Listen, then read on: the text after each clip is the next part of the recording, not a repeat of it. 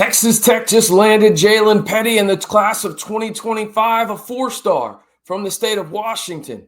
But recruiting goes on, and in today's video, we'll discuss a few of the targets for Texas Tech men's basketball in the class of 2026, including one of the most dynamic guards in the entire class in multiple, and I mean multiple guards from the East Coast.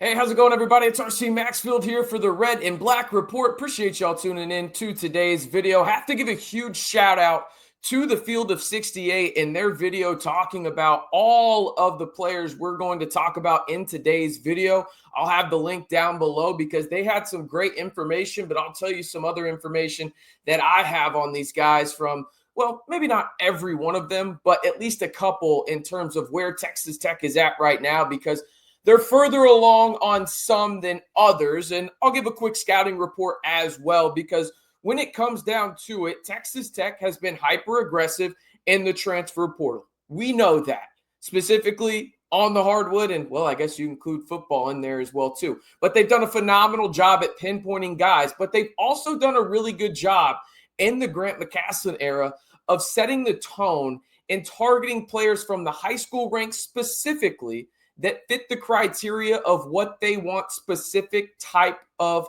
well, position players to play like, whether that's the Christian Andersons of the world or the Jaylen Pettys. There's a lot to discuss there, but I kind of want to talk about these guys in the order of I think you probably need to watch them most. And we will start with Dari Spear, one of the most dynamic guards in all of the state of Texas. He is a guy that is 6'4", 165, 175, depending on where you look, and he is an absolute hooper, okay? Transferring to Dynamic Prep has several major college offers, including Alabama, Tennessee, and multiple others. Now, the interesting part about his game, because you can go watch him on YouTube, and you can see the talent is there, but a lot of publications were a little bit down on him this past summer. That being said, it is rumored that he played at least portions of this past summer with a torn quad. That hasn't been totally confirmed yet, but it is rumored by multiple publications, including Field of 68, who was discussing him. And Dari Spear still put up really, really good numbers across the board. Now, he is an elite off-ball shooter. He is an absolute sniper from the outside. He will need to add some weight. His athleticism would fit seamlessly, though, at the two-guard spot for Texas Tech, and he is a guy that could come in and play some valuable minutes as a primary ball handler. But really, this is a great offensive weapon Dari Spear is. He was one of those guys that was a monumental riser this past summer in terms of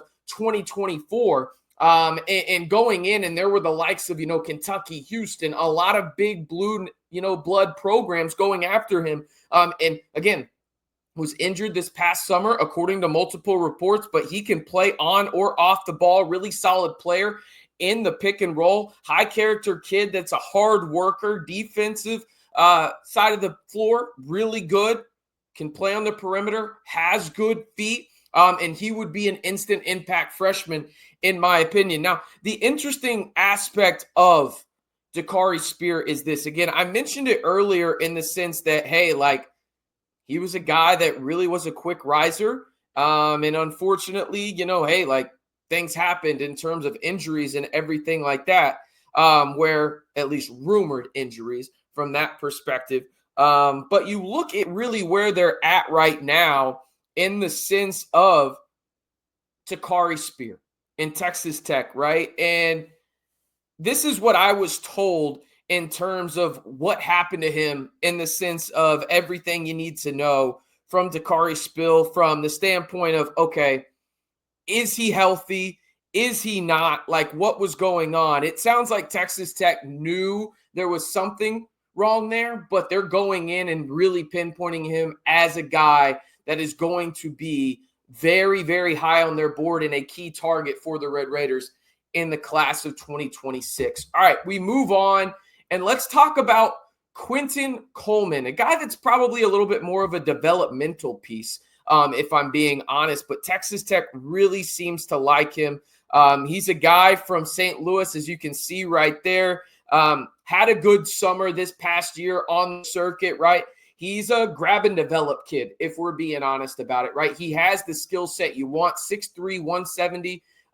Really shows exactly what Grant McCassin and crew are going after, right? In the sense of, okay, tough, really impactful, can create his own shot, can do a multitude of things. So he's a guy to watch out for. And he was a mid-major guy, but again, had a good summer. What I look at here, played for Bradley Beal on an AAU team that was highly successful, right? He commands attention from the defense consistently. He has a high motor, very willing passer, and more of a project, as I mentioned, but could be a guy that plays in a rotation as a freshman. He is another name to monitor for the Red Raiders in the class of 2026. We move on to see another guard, and this one's a smaller guard if we're being honest about it. It's Darius Bevans. You see it right there, 6-foot guard from Alexandria, Virginia, right outside the Washington, D.C. area. He's a guy that's a top 100 player in the class of 2026, according to 247 Sports.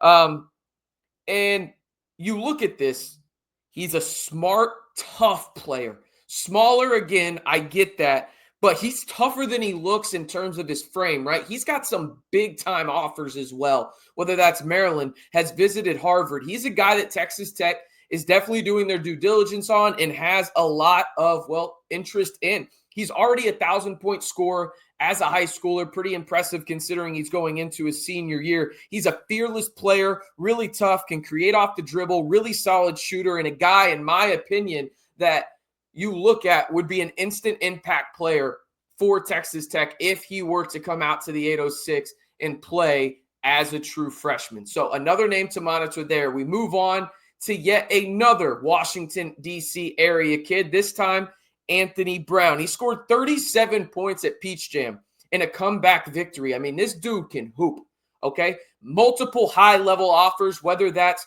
Mississippi State, obviously Texas Tech, Oklahoma State, Maryland, and he actually has a visit scheduled for October 11th for Texas Tech. You can see it on your screen right there. He's a risk taker, but he's fearless, right? Like, he believes in his game at a very, very high level. A top 100 player according to 247 Sports, according to their composite rankings, a 150 player. He's a good scorer, good ISO player, isn't scared of any damn moment at all. He would be an instant impact player for Texas Tech if you were to commit to the Scarlet and Black. And again, he will be visiting Texas Tech this fall with his visit currently scheduled for October 11th. All right.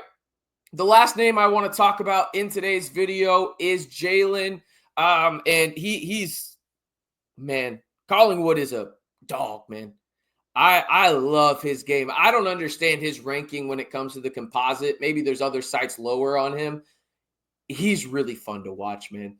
This is the third player from the D.C. area that Texas Tech is targeting. And you notice that trend. They want those physical East Coast bullies, right? In terms of bullies on the basketball court, they're fearless and they will do absolutely anything, right?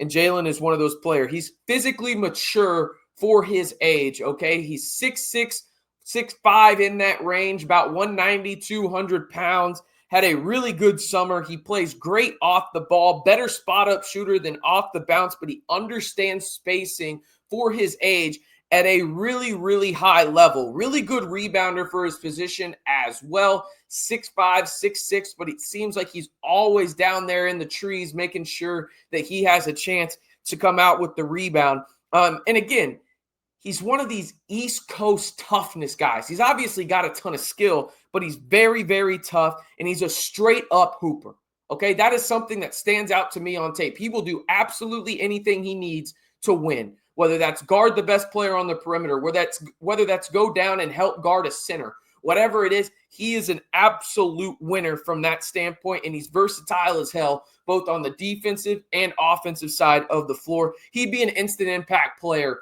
in my opinion, if he were to commit to Texas Tech for his freshman season out in the 806. Okay, those are the 5 names I'm monitoring most. And again, I'll put the Field of 68 video down there where they talked about these guys a little bit more in depth. The name that I've heard the most about is Dari Spear He's a guy that I really, really like, and a guy that I think could really make an impact early on for Texas Tech if he were to commit to the Scarlet and Black.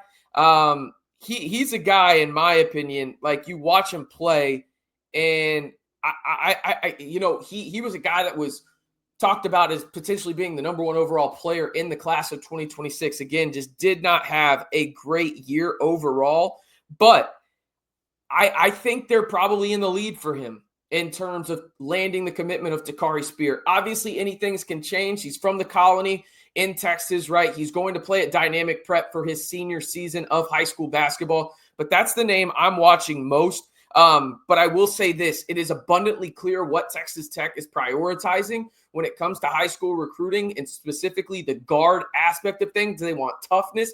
They want guys that are easy to coach in terms of they're willing to take criticism and learn and develop, hard workers and guys that can flat out hoop, right? Whether that's the aspect of they're really good passers, really good shooters, they have elite traits, at least one or two of them, and guys that can come in and make instant impacts. Christian Anderson Jr. set the precedent, right? Now you get a guy like Jalen Petty, a guy that I think is going to make an immediate impact in the Texas Tech rotation. Maybe not to the effect that Christian Anderson did last year, but he's going to play a pivotal role in the Texas Tech rotation, and I know the staff absolutely loves him, okay? He is an absolute dog, okay? So you see some of these guys that Texas Tech is going after, and you have to like where they're at, specifically at the guard position. Really, really like what Texas Tech is doing, and those are the 5 names to monitor for the Red Raiders in the class of 2026 when it comes to the high school recruiting ranks on the hardwood. Obviously, anything can change, but, hey, keep an eye on those guys for sure, specifically Dari Spear.